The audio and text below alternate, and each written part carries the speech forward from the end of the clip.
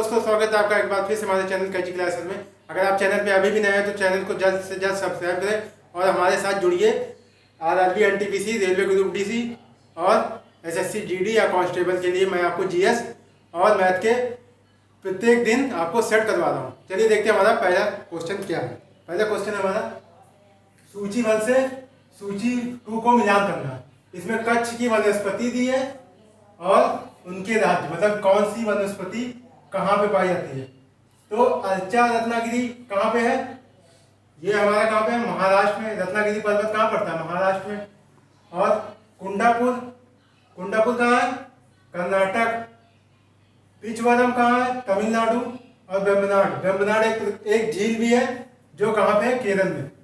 तो क्या होगा? ए का 3, बी का 1, सी का 4 और डी का क्या है हमारा? वेम्बनाड कहाँ पे? 2। मतलब अर्चा रत्नागिरी कहाँ पे है? महाराष्ट्र में। कुंडापुर कर्नाटक, पिचवरम तमिलनाडु और वेम्बनाड केरल। वेम्बनाड झील केरल में पाई जाती है। अगला है राष्ट्रीय कृषि विपणन संस्थान है। कहाँ पे है राष्ट्रीय कृषि विपणन संस्थान? इस संस्थान की स्थापना 1988 ईस्वी में हुई थी। राष्ट्रीय कृषि विपणन संस्थान की स्थापना, मतलब इसका फुल फॉर्म भी पूछता है कभी। National institute of agriculture marketing, NIAM इसका शॉर्ट टर्म है और national institute of agriculture marketing इसका फुल फॉर्म है। और ये इसका मुख्यालय कहाँ है? जयपुर में। जयपुर में इसका संस्थान है। अगला है हमारा केंद्रीय शुष्क बागवानी संस्थान स्थित है। केंद्रीय शुष्क बागवानी संस्थान कहाँ पे है? श्रीगंगानगर, उदयपुर, बीकानेर या जोधपुर। तो केंद्रीय शुष्क बागवानी संस्थान है, ये राजस्थान के बीकानेर में है। अगला है हमारा वायु प्रदूषण किससे होता है, मतलब किसके द्वारा वायु प्रदूषण होता है? बहिर्गत जल से, इससे तो मृदा प्रदूषण होगा। लाउड स्पीकर से तो ध्वनि प्रदूषण होगा। और धुएं की बात करें, धुएं से हमारा वायु प्रदूषण होता है, जिसमें अगर गाड़ियों से निकलने वाला धुआं की बात करें, कार्बन मोनोऑक्साइड और सल्फर डाइऑक्साइड, इन दोनों से वायु प्रदूषण अधिकतम मात्रा में होता है। कार्बन मोनोऑक्साइड और सल्फर डाइऑक्साइड। अगला है अकबर ने अपने दरबारी संगीतक के रूप में किसे नामित किया था, मतलब किसे नियुक्त किया था? अकबर का दरबारी संगीतक कौन था? संगीतज्ञ मियां तानसेन, राजा बीरबल, राजा तोड़रमल या अबुल फजल। अबुल फजल की बात करें तो इसने जो अकबर की ऊपर किताब लिखी है आईने अकबरी, उसका रचनाकार है अबुल फजल। और बीरबल की बात करें, बीरबल जो था, इसका नाम क्या था? महेश दास बीरबल का नाम था। और इसके बारे में ही इसने जो कहते हैं, जो अकबर ने एक धर्म चलाया था, उसकी मतलब उसका एकमात्र स्वीकार करने वाला कौन था? बीरबल ने, जो अकबर ने दीन ए इलाही जो धर्म चलाया था अकबर ने, उसको स्वीकार करने वाला केवल एकमात्र बंदा कौन था? वो हमारा बीरबल ने ही इसको स्वीकार किया था। और उसको 1582 ईस्वी में लॉन्च किया गया, दीन ए इलाही धर्म को चलाया गया। और मियां तानसेन जो संगीतज्ञ था, वो कौन था? मियां तानसेन। ये क्वेश्चन एक बार पूछा था कि अकबर मियां किसको बुलाता था, तो अकबर मियां किसको बुलाता था? तानसेन को। तो मियां तानसेन जो था अकबर का दरबारी संगीतज्ञ के रूप में नामित हुआ था। है हमारा जिप्सम का उपयोग किसके सुधार के लिए किया जाता है? तो जिप्सम क्या होता है? कैल्शियम सल्फेट का मिश्रण होता है जिप्सम, जिसका उपयोग हमें लवणीय मृदा को क्षारीय मृदा में कन्वर्ट करने के लिए किया जाता है। इसका उपयोग मृदा जिप्सम का उपयोग किसके सुधार के लिए किया जाता है? क्षारीय मृदा, लवणीय मृदा, पॉट सॉइल या अम्लीय मृदा। पॉट सॉइल मतलब होता है एक दलदली प्रकार की मृदा होती है।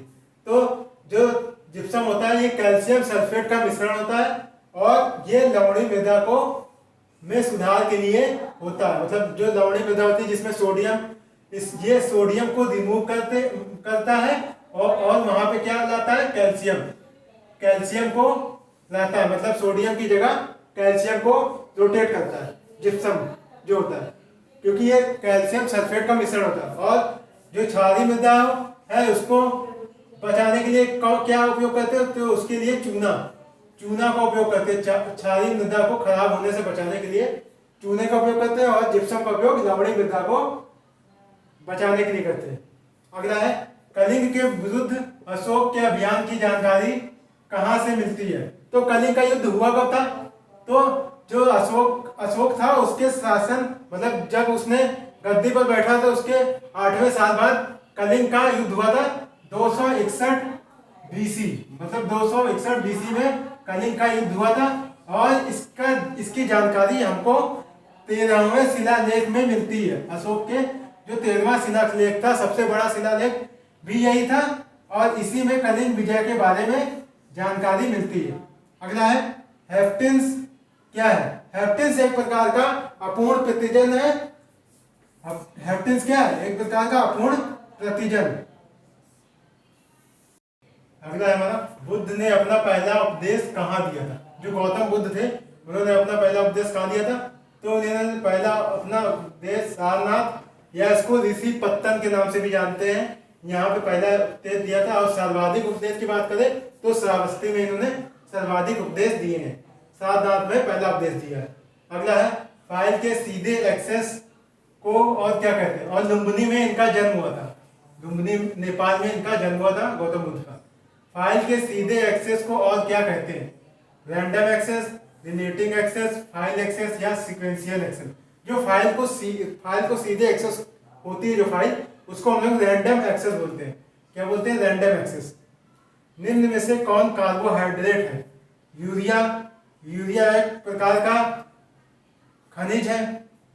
और इंसुलिन की बात करें तो ये हार्मोन है, इंसुलिन हार्मोन जो हमारी बीटा सेल स्राव करती है, इंसुलिन हार्मोन का। और ग्लूकोज की बात करें, ये हमारा एक प्रकार का कार्बोहाइड्रेट है और ये मोनोसैकेराइड, मतलब एक प्रकार का प्राथमिक शुगर इसको कहा जाता है। और ये पेड़ पौधे की बात करें तो ये स्टार्च के रूप में, और ह्यूमन की बात करें तो ग्लाइकोजन, मतलब अगर प्लांट की बात करें, प्लांट्स में स्टार्च के रूप में लेता है। और ह्यूमन की बात करें तो ह्यूमन में ग्लाइकोजन के रूप में स्टोर रहता है ये हमारा जो ग्लूकोज होता है। और इसका फार्मूला क्या होता है, C6H12O6। ये साधारण शुगर होता है जो किस में पाया जाता है, ये हमारा पाया जाता है जैसे फल हो गए, फलों में, और अनाज की बात करें उसमें ये ग्लूकोज पाया जाता है और ये मोनोसैकेराइड है। और अगर पूछा जाए सबसे ज्यादा फलों में कौन सा ग्लूकोज, मतलब कौन सा कार्बोहाइड्रेट पाया जाता है, तो फैक्टोज जो होता है वो फलों में पाया जाता है। फैक्टोज एक प्रकार का ये भी सैकेराइड है, शर्करा है एक प्रकार की, ये भी फैक्टोज जो कि फलों में सर्वाधिक पाई जाती है। अगला है हमारा पारसेक किसकी मापन इकाई है। तारों की सघनता, खगोलीय दूरी, खगोलीय पिंडों की चमक या विशालकाय तारों की कक्षीय वेग। जो हमारा पारसेक होता है एक प्रकार की दूरी का मात्रक है। और कौन सी दूरी है, खगोलीय दूरी। और प्रकाश वर्ष भी होता है दूरी का मात्रक, तो पारसेक भी दूरी का एक मात्रक है, खगोलीय दूरी का मात्रक है। परमाणु प्रस्फोटन किसके द्वारा प्रेरित होता है। तापीय न्यूक्लियर अभिक्रिया, रसायन अभिक्रिया, नियंत्रित श्रृंखला अभिक्रिया, अनियंत्रित श्रृंखला अभिक्रिया। जो परमाणु प्रस्फोटन होता है जब कभी अधिकतम ऊर्जा निकलती है और जो समय के साथ ऊर्जा बढ़ती जाती है, इस क्रिया के द्वारा परमाणु प्रस्फोटन में ऊर्जा बहुत अधिक ऊर्जा निकलती है और जो ऊर्जा होती है समय के साथ इसकी ऊर्जा में वृद्धि होती जाती है। इसलिए इसको कौन सी अभिक्रिया कहते हैं? अनियंत्रित श्रृंखला अभिक्रिया, क्योंकि इसमें ऊर्जा जो है टाइम के साथ इंक्रीज करती रहती है, इसलिए इसको अनियंत्रित श्रृंखला अभिक्रिया के नाम से जाना जाता है। अगला है, देश का प्रथम विधि अधिकारी कौन होता है? देश का प्रथम विधि अधिकारी की बात करें तो कौन है?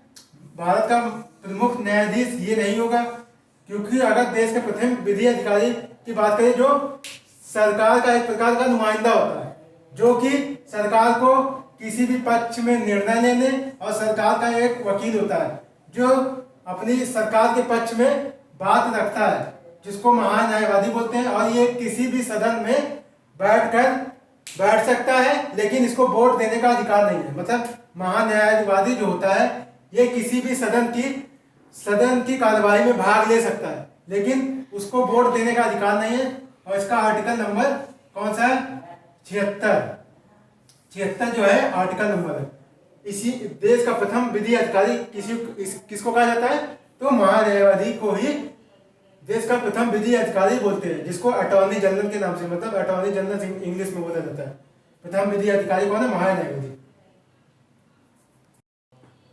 अगला है, निम्न में से कौन सा देश ब्रिक्स का सदस्य नहीं? ब्रिक्स का मतलब होता है ब्राजील, रसिया, इंडिया, चाइना और साउथ अफ्रीका। ये 5 देश को मिलाकर ब्रिक्स जो ग्रुप बना है, और इसका सदस्य कौन नहीं है? ब्राजील, रूस, चीन, इंडोनेशिया। इंडोनेशिया इसका सदस्य नहीं है, बाकी सब है। ब्राजील, रूस, चीन, इंडिया, चाइना। जो साउथ अफ्रीका है इसको इसमें बाद में शामिल किया गया था। टिहरी बांध किस नदी पर बना है? जो टिहरी बांध है कौन सी नदी पर बना है? अलकनंदा, भागीरथी, गंगा या हुगली? जो टिहरी बांध है ये भागीरथी नदी पर स्थित है। गुरुत्वीय बांध है एक प्रकार का टिहरी बांध। रथ यात्रा प्रसिद्ध त्योहार कहाँ पर मनाया जाता है? तमिलनाडु, कर्नाटक, उड़ीसा या पश्चिम बंगाल? तो जो रथ यात्रा है ये पुरी जो हमारा उड़ीसा में पड़ता है, यहाँ पे इसको मनाया जाता है उड़ीसा में। और चिल्का झील एक उड़ीसा में है, जो खारे पानी की सबसे बड़ी झील है। चिल्का झील कहाँ पे है? उड़ीसा में। तो रथ यात्रा कहाँ मनाया जाता है? उड़ीसा। दोस्तों आज के लिए बस इतना। अगर आपको वीडियो पसंद आई वीडियो को लाइक करें, शेयर करें और चैनल को सब्सक्राइब करें। तब तक के लिए जय हिंद।